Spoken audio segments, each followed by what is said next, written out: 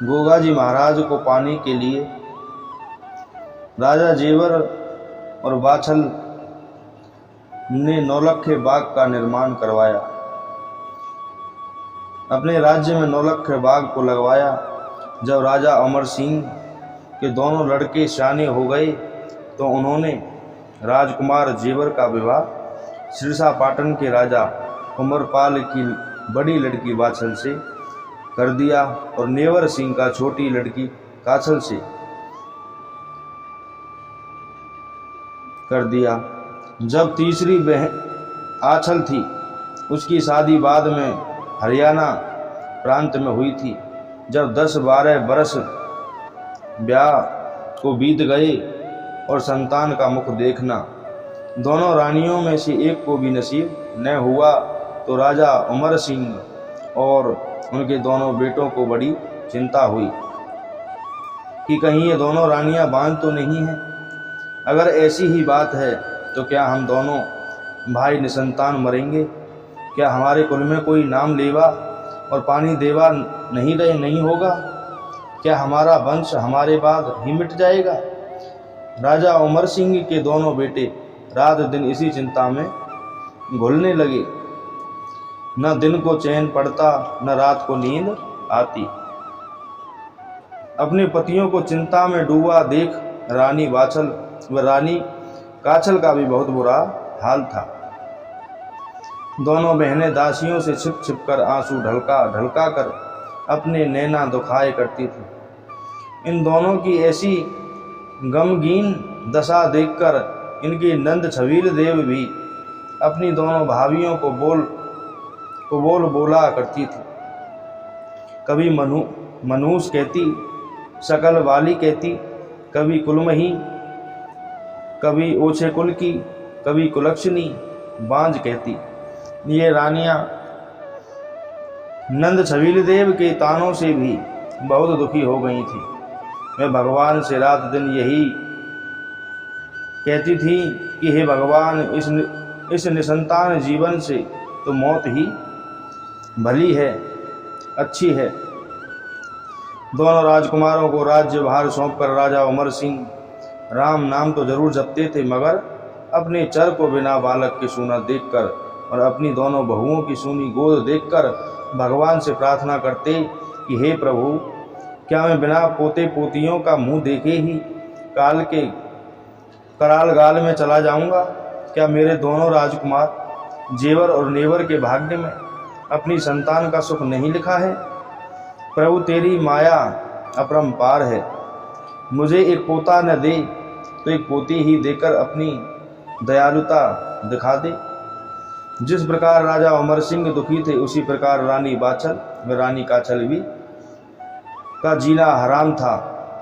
वह भी वहाँ दुखी थी और रात दिन रोने व ईश्वर से प्रार्थना करने के अलावा दूसरा कोई काम नहीं था। यही राजा जेवर सिंह ने और नेवर सिंह का भी हाल था। एक दिन सुबह के समय ब्रह्म मुहूर्त में राजा जेवर सिंह हवा खाने के लिए अपने महल से निकले। सामने ही मेहतरानी झाड़ू से सड़क साफ कर रही थी। उसकी नज़र राजा जेवर सिंह पर पड़ी। राजा को देखते ही मेहतरानी नाक सिकोड़कर मुंह फेर कर कहने लगी, भगवान दया करना, आज सुबह सुबह निर्वंशी का मुख देखा है, दिन भर रोटी मिलेगी या नहीं? राजा जेवर सिंह ने भी मेहतरानी की आधी परती बात सुनी, परंतु समझ सब गए कि ये नीच जाति की औरत क्या कुछ कह गई। राजा जेवर सिंह बड़े समझदार और दयालु प्रकृति के थे। उन्होंने मेहतरानी की बात सुनकर अपने पूर्व जन्म के कर्मों तथा अपनी भाग्यहीनता को दोषी ठहराया। मेहतरानी को कुछ नहीं कहा। अगर कोई दूसरा राजा होता तो मेहतरानी को जिंदा ही जमीन में गड़वा देता या कोड़ों से पिटाई करवाता, जिससे सारे नगर में तहलका मच जाता और किसी को भी इस प्रकार की शरारत भरी बात कहने की हिम्मत न पड़ती। परंतु मेहतरानी से कुछ न कहे कर राजा जेवर सिंह अपने महल में आ गए। बहुत दुखी हो कहने लगे, प्रभु अब और नहीं सहा जाता, भगवान मेरे पापों को क्षमा करो, मुझे एक बेटा या बेटी देकर मुझ कर्महीन के कलेश काटो। तुम्हारे दरबार में क्या कमी है?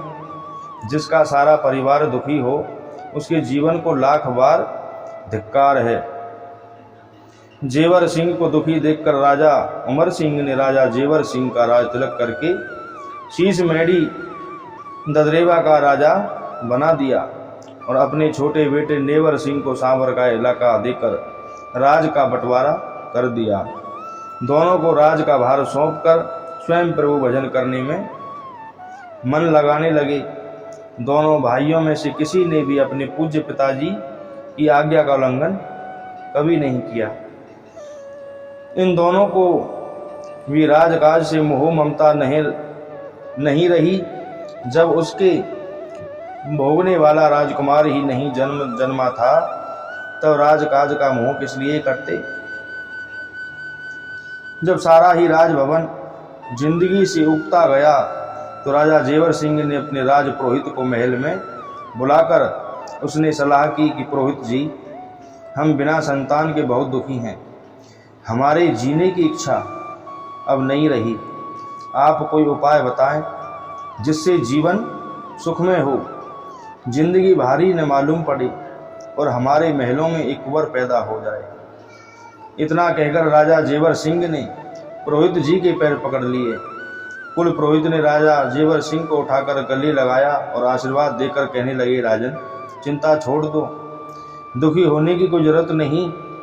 दुनिया में कोई भी दुख ऐसा नहीं जिसका उपाय ना हो। अपने पापों का प्रायश्चित करने के लिए ही धर्म कर्म ईश्वर ने बनाए हैं। दान पुण्य से कैसा भी अपराध हो प्रभु कृपा से क्षमा हो जाता है। मेरी राय में आप सारा राज परिवार धर्म कर्म दान पुण्य में जी जान से लग जाओ। धर्म की जड़ हमेशा ही हरी रहती है। सबसे पहले बाग बगीचा लगवाओ, धर्मशाला बनवाओ, कुएं खुदवाओ, पानी के प्याऊ लगवाओ, संत महात्माओं की सेवा करो, दान के लिए दरवाजे खोल दो। कोई भी भिखारी निराश न जाए। इससे यह होगा कोई संत महात्मा आएगा और उसके आशीर्वाद से रानियों की गोदें भर जाएंगी। राजा जेवर सिंह को अपने कुल पुरोहित की बात जच गई और उन्होंने उसी वक्त डोडी पीटने वाले को बुलाकर डोडी पिटवाकर ठेकेदार लोग बुलवाए और नौलखा बाग बनवाने का ठेका दे दिया। बाग में ही धर्मशाला व कुएं का निर्माण करवाया।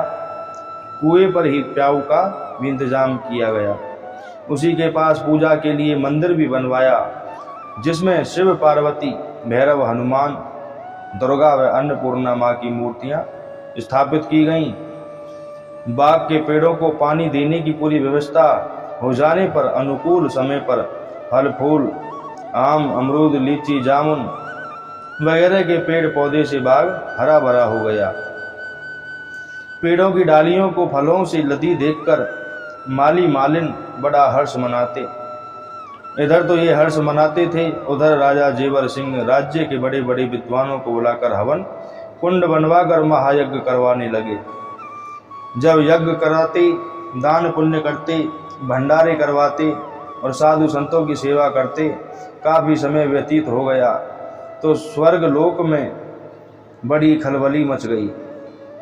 राजा ने एक दिन नारद मुनि व शनिदेव को बुलाकर विनती की कि मृत्युलोक में जो राजस्थान प्रांत में बागड़ शहर के ददरेवा नगर का राजा जेवर सिंह बड़े बड़े यज्ञ कर रहा है, उसे किसी भी उपाय से रोकना होगा। अगर वह इसी तरह यज्ञ हवन करता रहा, उसके 100 यज्ञ पूरे हो गए तो वह इंद्रासन को छीनकर इंद्रलोक पर कब्जा कर लेगा, इंद्रासन पर अपना अधिकार जमा लेगा। स्वर्ग के राजा इंद्र की विनती सुनकर नारद मुनि व शनिदेव दोनों बीना बजाते हरिगुण गाते मृत्युलोक में राजा जेवर सिंह के दरबार में आ पहुंचे। इंद्रदेव की विनती सुनकर शनि नारद बेचैन अपना रूप छिपाए के दो चले दिन रैन। दो चले दिन रैन भेष पंडित का कर लीना, पोती पत्रा दबा बगल में चले दोनों परवीना। पहुंच गए ददरेवा नगरी जहां का जेवर सिंह राजा, जय जयकार होए बगल में यज्ञ का बजता था बाजा। पंडित वेद बाँचते यज्ञ की धूम मची भारी, दो देवन हैरान ने मुख से बोल होए जारी। बांध के हिम्मत शनि देव फिर बड़े अगाड़ी हैं, मौका देख राजा की पगड़ी में धुसे तपधारी हैं।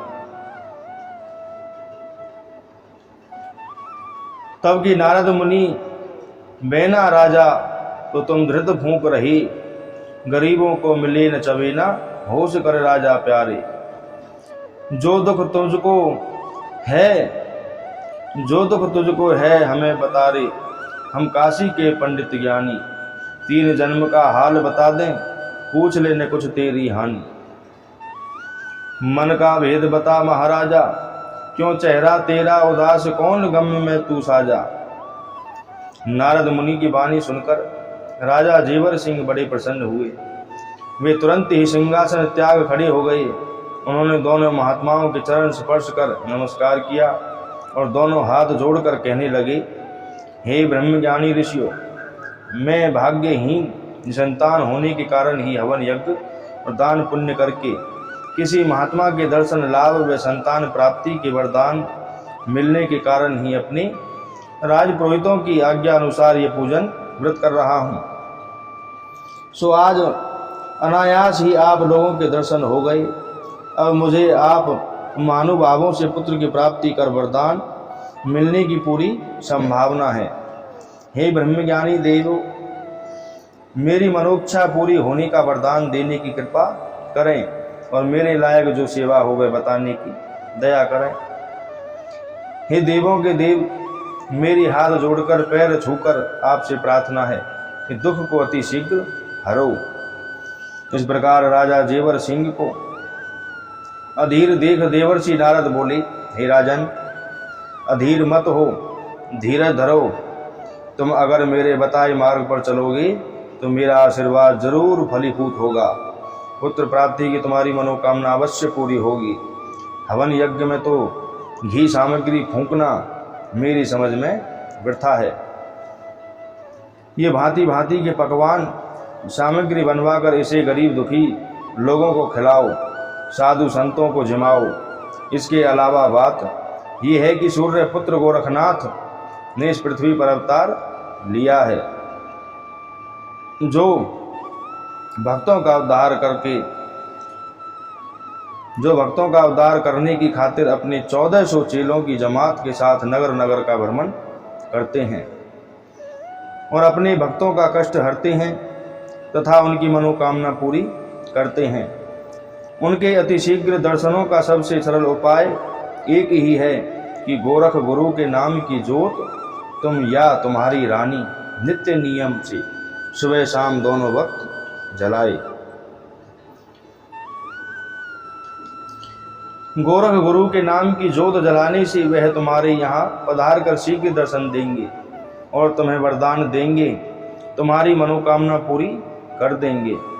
उनके लिए अनहोनी को होनी में बदल देना कोई मुश्किल काम नहीं है। बड़े बड़े राजा महाराजा गोपीचंद, हेलापट्टन का राजा, उज्जैन का राजा भर्तरी, श्यालकोट का राजकुमार परनमूल, पूरनमल जति के समान अनेक 1400 चेले हैं। नारद मुनि के श्री मुख से जो वचन निकले वह सब राजा जेवर सिंह के मन में बैठ गए। उन्होंने नारद मुनि के चरणों में शीश झुका दिया और पंडितों से यज्ञ हवन बंद करवा दिया। उन्हें दिल खोलकर दक्षिणा दी। किसी को हीरा, किसी को मोती, किसी को मोहर असरफी, किसी को कंचन कड़ी, किसी को साल दुसाले दिए। दुधारू गाय सोने के सींग मड़वाकर सब यज्ञकर्ताओं को दे दी। अपने पुरोहित जी को जागीर देकर उनका मान बढ़ाया और शनिदेव व नारद मुनि को भी केवड़े के गुलाब में बनी खीर खांड के भोजन करवाए। शनिदेव की माया परंपार है, उन्होंने राजा जेवर सिंह की मति हरकर राजा इंद्र का सदमा दूर कर दिया और पुत्र प्राप्ति का उपाय बताकर राजा जेवर सिंह का कलेश भी हल्का कर दिया। हे राजन, जगत पिता आपकी मनोकामना पूरी करें। इतना कहकर शनिदेव और देवर्षि नारद इंद्रलोक पहुंचकर राजा इंद्र को यज्ञ हवन बंद करने की खुश खबरी सुना देते हैं। बोलो जी महाराज।